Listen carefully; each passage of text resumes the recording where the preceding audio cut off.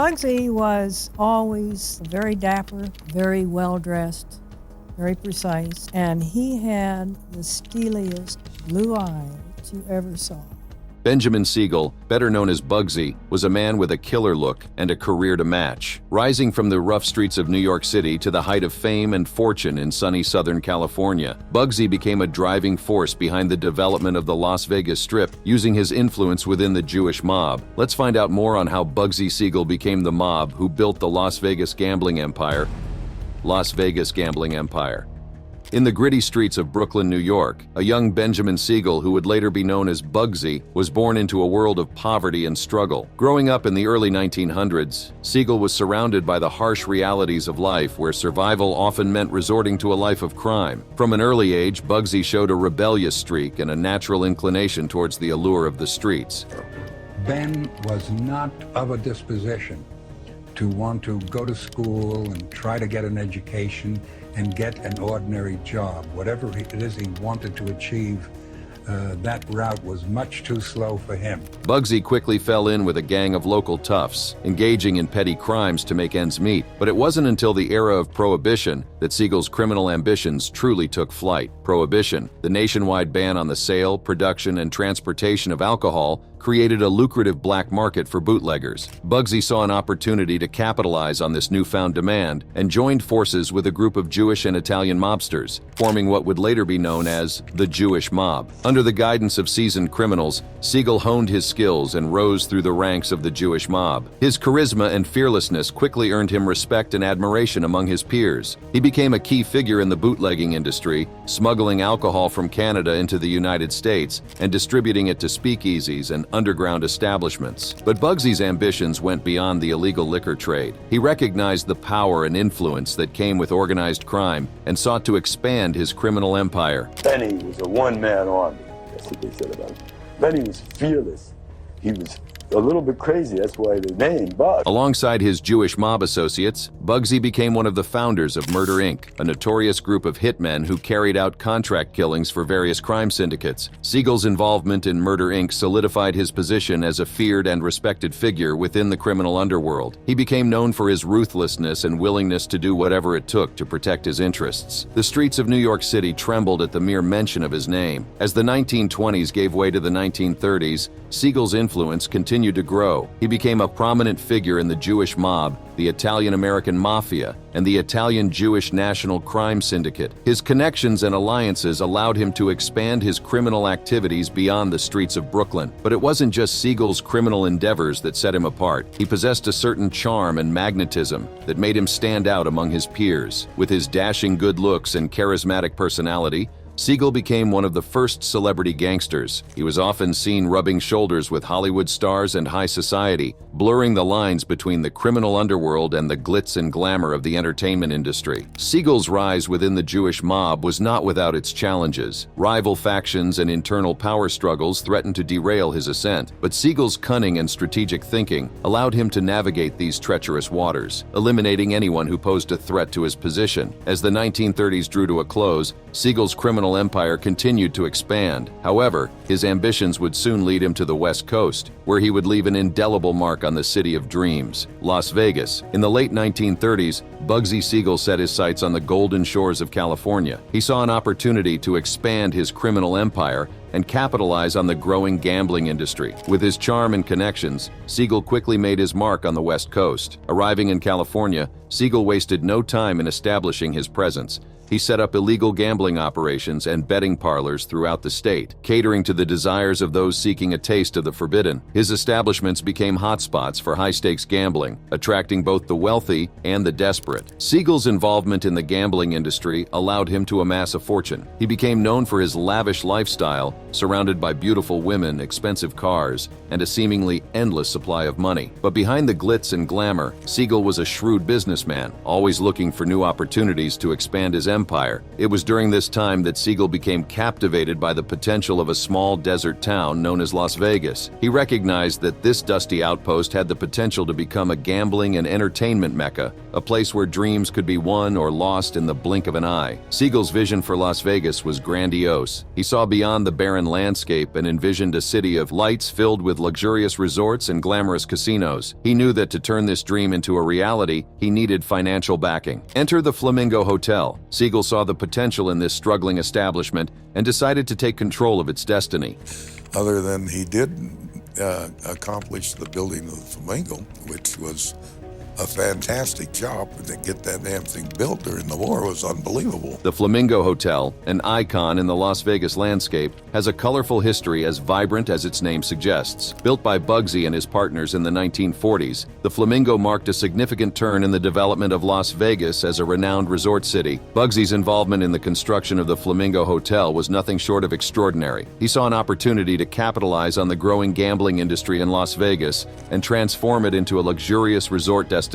Siegel's vision for the Flamingo Hotel was nothing short of audacious. He wanted to create a resort that would rival the best establishments in the world, a symbol of opulence and grandeur in the middle of the Nevada desert. With his charm, persuasive skills, and connections in organized crime, Siegel was able to secure the necessary funding for the project. Siegel's first step was to assemble a team of architects, designers, and construction workers who could bring his vision to life. He spared no expense in hiring the best talent available, ensuring that every detail of the Flamingo would be meticulously planned and executed. From the layout of the rooms to the design of the casino floor, Siegel was involved in every aspect of the construction process. However, building the Flamingo was not without its challenges. The harsh desert environment posed difficulties in transporting construction materials and maintaining a comfortable working environment for the workers. The extreme temperatures and arid conditions made it a constant struggle to keep the project on schedule. But Siegel's determination and relentless pursuit of perfection pushed the construction team forward. One of the major hurdles that the construction team faced was the skyrocketing costs. The initial budget for the project was estimated at $1.5 million, but the final cost ended up being over 6 times that amount. Siegel's insistence on the highest quality materials and finishes, coupled with the extravagant design features and luxurious amenities, contributed to the financial burden. But Siegel was unwavering in his commitment to creating a resort that would surpass all expectations. Despite the challenges and setbacks, construction of the Flamingo Hotel pressed on. Siegel's charisma and persuasive skills helped him secure additional funding from his connections in organized crime. Many members of the mafia saw the project as high risk and were hesitant to invest. But Siegel's charm eventually convinced them to put their money into the Flamingo. The mob's financial backing was instrumental in turning Siegel's dream into a reality. When he built the Flamingo, that became the beginning of the fabulous Las Vegas Strip, which became the entertainment capital of America. Finally, in December 1946, the Flamingo Hotel opened its doors to the public. It was a spectacle unlike anything Las Vegas had ever seen. The resort featured lavish rooms, a casino, a swimming pool, and even a golf course. Hollywood celebrities, socialites, and high-rolling gamblers flocked to the Flamingo, making it the go-to destination for those seeking an unforgettable and indulgent Las Vegas experience. Unfortunately, Bugsy Siegel's dream was short-lived. Bugsy, who was known for his involvement in bootlegging, gambling, and contract killings, met a gruesome end that sent shockwaves through the criminal underworld. What happened? How did a solid mob gangster end up dead at the tender age of 41? We have to go back to the construction of the Flamingo Hotel. Rumors began to circulate that Bugsy was skimming money from the project for personal gain. This accusation further strained his relationships with his associates, who felt betrayed by his actions. The whispers of betrayal and embezzlement reached the ears of the powerful crime families, who were growing increasingly wary of Bugsy's behavior. On the night of June 20th, 1947, Siegel was at his girlfriend's Beverly Hills mansion, unaware of the impending danger. As he relaxed in the living room reading the newspaper, a barrage of bullets tore through the windows, striking him multiple times. The murder of Bugsy Siegel sent shockwaves through the criminal underworld and the public alike. The identity of Siegel's killer remains a subject of speculation and mystery. Some believe that it was a hit ordered by his own associates, while others suggest that rival factions within the mafia were responsible. In 2014, Robbie Sedway revealed to the LA Times that his mother, Bea, was once a gangster's wife to Jewish mobster Mo Sedway when she was 17 and he was 41. He presented a 79-page typewritten book proposal, which his mother called Bugsy's Little Lunatic. The book was not written. The proposal never went to market. In the proposal, B claimed that her lover, Matthew Moose Panza, whom she later married after the death of Mo Sedway in 1963, killed Bugsy. In the proposal, she explained how he did it. He stepped through the flower beds, rested his carbine on the windowsill, and framed the famous mobster's head in his sights. The truth may never be known, as those involved in the murder took their secrets to the grave. Regardless of who pulled the trigger, the murder of Benjamin Bugsy Siegel marked the end of an era. It was a stark reminder of the brutal and unforgiving nature of the criminal underworld, where loyalty was fleeting and betrayal was a constant threat. Siegel's death served as a cautionary tale, a reminder that even the most powerful figures in organized crime were not immune to the consequences of their actions. Mobs and gambling in Las Vegas. Before Bugsy Siegel's reign in Las Vegas, there were other mob leaders who claimed the street. In the dark underbelly of Las Vegas during the 1920s and 30s, a figure emerged who would forever change the city's criminal landscape. He ruled over the city's bootlegging and vice rackets, leaving a trail of destruction and corruption in his wake. From his humble beginnings as a farmer in Memphis, Tennessee, Jim Ferguson, the enigmatic first mobster in Las Vegas, wielded unparalleled power and controlled the illicit activities of bootlegging and vice. Ferguson's early life remains shrouded in mystery, but his impact on the city is undeniable. As Jim Ferguson arrived in Ely, Nevada in 1924, he found himself in a town that was still in its infancy, much like Las Vegas. Ely, incorporated as a city in 1907, was bustling with activity thanks to its thriving copper mines that fueled the local economy. However, for someone with Ferguson's particular set of skills, opportunities seemed scarce. The city's leaders and vice lords had already established a system of control, leaving little room for newcomers like Ferguson to make their mark. But he was not one to be deterred easily. Determined to carve out his own path, Ferguson began making connections in Ely's notorious restricted district, a place where vice thrived. It was in this district that Ferguson crossed paths with Vera Magnus, a woman who worked in the area and had aspirations of setting up her own brothel. The two quickly formed a bond, and Magnus would soon become known as Mrs. Ferguson, although their union was more of a common-law marriage. With their sights set on bigger opportunities, Jim and Vera, Ferguson decided to make their move to Las Vegas. In late 1924, they arrived in the city, which was experiencing a boom in gambling, both legal and illegal, as well as prostitution and bootlegging. What Ferguson soon discovered was that the city's red light district had been under the control of the same individuals for nearly 2 decades. This long-standing reign made them vulnerable to a takeover, and Ferguson saw an opportunity to seize power. Magnus, now known as Mrs. Ferguson, opened a brothel in Block 16, the city's red light district. Ferguson saw this as the perfect opportunity to make his move and establish himself as the king of the Tenderloin. However,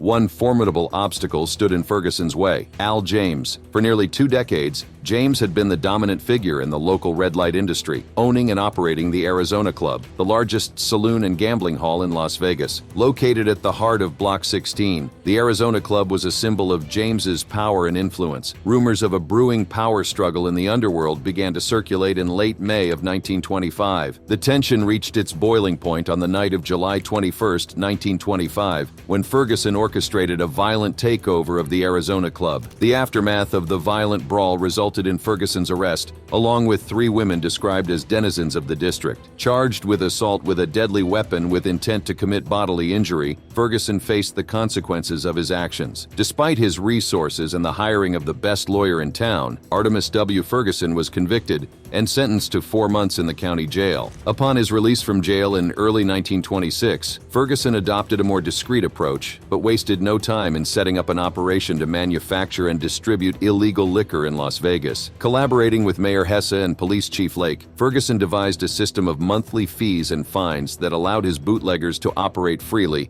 while paying off city officials to ensure the smooth flow of liquor. This arrangement had both official and unofficial rules. Ferguson's operation would pay a regular, albeit small, fine to the city, ensuring that the city would turn a blind eye to his stills, liquor wholesalers, and retail outlets. In return, Ferguson's vice businesses in Block 16 were expected to avoid causing public disturbances. Additionally, Ferguson implemented a protection racket, charging bootleggers a monthly fee in exchange for limited arrests and fines. Those who failed to pay for protection would face more frequent arrests and higher fines. This system allowed Ferguson to maintain control over the bootlegging and vice operations in Las Vegas. By the 50s, a lack of revenue and legal liquor licenses had dried up their businesses, and eventually the structures in Block 16 were demolished. Block 16, a little piece of history often looked over, is one of the many things that have made Vegas the city that it's been. Jim Ferguson wasn't the only one who saw potential in the Las Vegas desert. Guy McAfee also built an empire on vice and crime, operating a busy and lucrative circuit of gambling houses. But before he became a notorious figure in the world of gambling, McAfee's journey began in humble beginnings. Born on August 19, 1888, in Winfield, Kansas, McAfee's early life was marked by tragedy. Orphaned at a young age, he faced the harsh realities of life without the guidance of parents. Despite the challenges he faced, McAfee's determination led him to pursue a career as a firefighter in Los Angeles, California. Little did he know that this would be the first step towards a life filled with unexpected twists and turns. McAfee's dedication and bravery as a firefighter caught the attention of the Los Angeles Police Department. He was soon offered a position as the head of the Vice Squad, a role that would shape the course of his life forever. As the head of the Vice Squad, McAfee was tasked with cracking down on illegal activities such as prostitution, gambling, and narcotics. But little did the city know, McAfee's involvement in the underworld would soon overshadow his law enforcement duties. While serving as a police officer, McAfee secretly owned and operated a network of gambling saloons and brothels. These establishments became notorious hotspots for organized crime in the 1930s, with McAfee at the center of it all. McAfee's connections to powerful crime syndicates allowed him to expand his empire and accumulate immense wealth. He even managed the upscale Clover Club on the Sunset Strip, earning him the infamous nickname Capone of LA. But McAfee's reign in Los Angeles would soon come to an end. In 1938, Judge Fletcher Bowen was elected as the mayor of Los Angeles on a platform to rid the city of its vices. This spelled trouble for McAfee, forcing him to make a life-changing decision. Within a year, McAfee made a daring move to Las Vegas, Nevada, a city on the verge of transformation. Little did he know that his arrival would forever shape the destiny of this desert oasis. With his sights set on a new frontier, Guy McAfee arrived in Las Vegas, Nevada, ready to leave his mark on the city's burgeoning gambling scene. In 1939, he acquired the Perro Dice Club,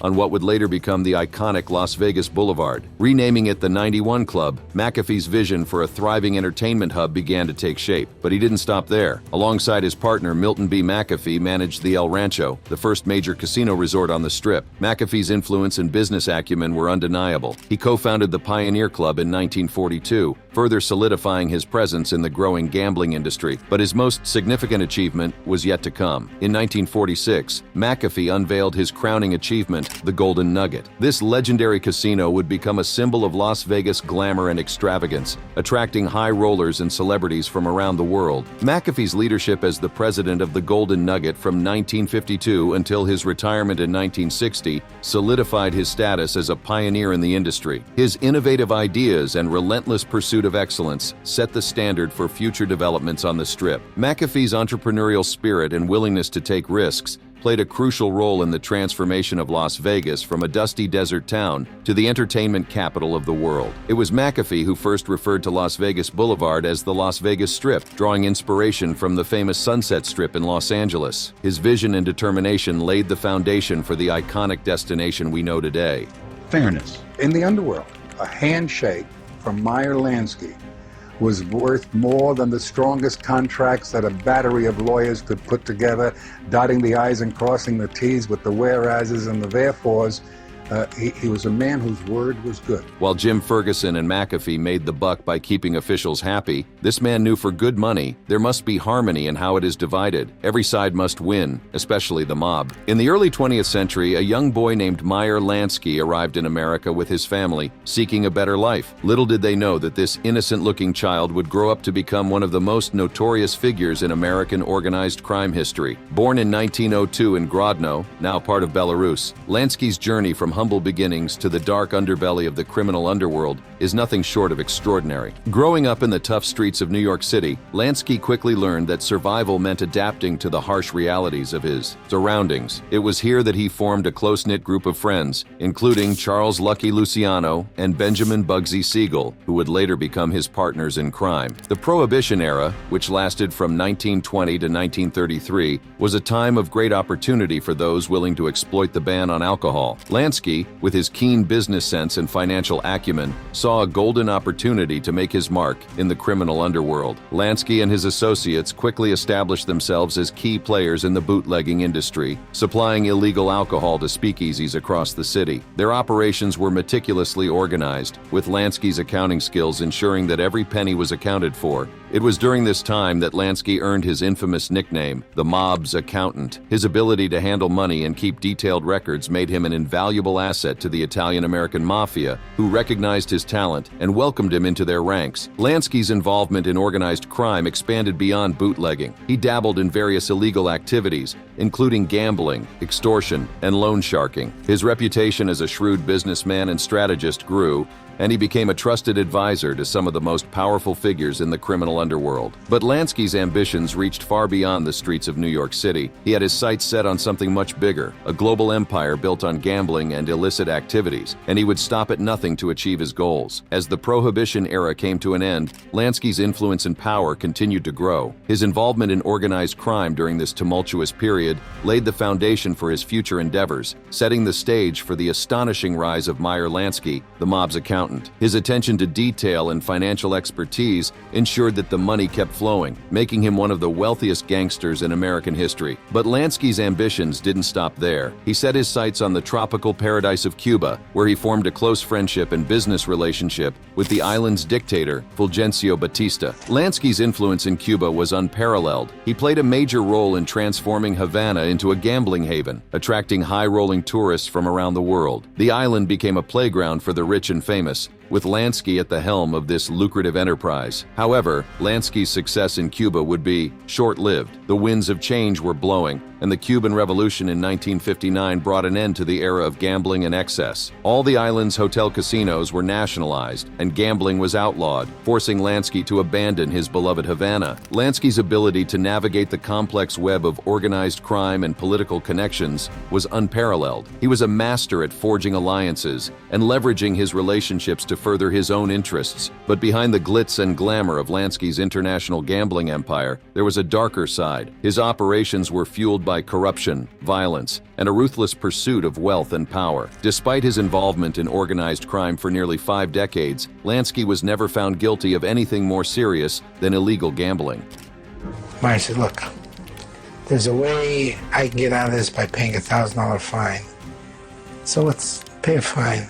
I said, Meyer, but the other boys that are going to be indicted with you, you're giving them criminal records and you're giving yourself a criminal record. What's a $1,000 fine? Pay it. His ability to evade the law and maintain a clean public image was a testament to his cunning and influence. Meyer Lansky's expansion into international gambling operations and his ties with the Italian-American mafia solidified his position as one of the most influential figures in the criminal underworld. His story is one of audacious ambition, unbreakable alliances, and a relentless pursuit of wealth and power. As World War II came to an end, Lansky's focus shifted towards a life of retirement. He chose to settle in the sunny shores of Miami, far away from the chaos and turmoil of his past endeavors. In Miami, Lansky enjoyed a quieter existence, away from the spotlight that had followed him for so long. He lived a seemingly modest life, far removed from the extravagant wealth and power he had once commanded. Despite his immense success in the criminal underworld, Lansky's estate was worth only around $57,000 when he passed away in 1983. It was a surprising revelation, considering his reputation as one of the most financially successful gangsters in American history. Lansky's retirement years were a stark contrast to his earlier life of crime and ambition. He spent his days surrounded by family, reflecting on the choices he had made and the legacy he would leave behind.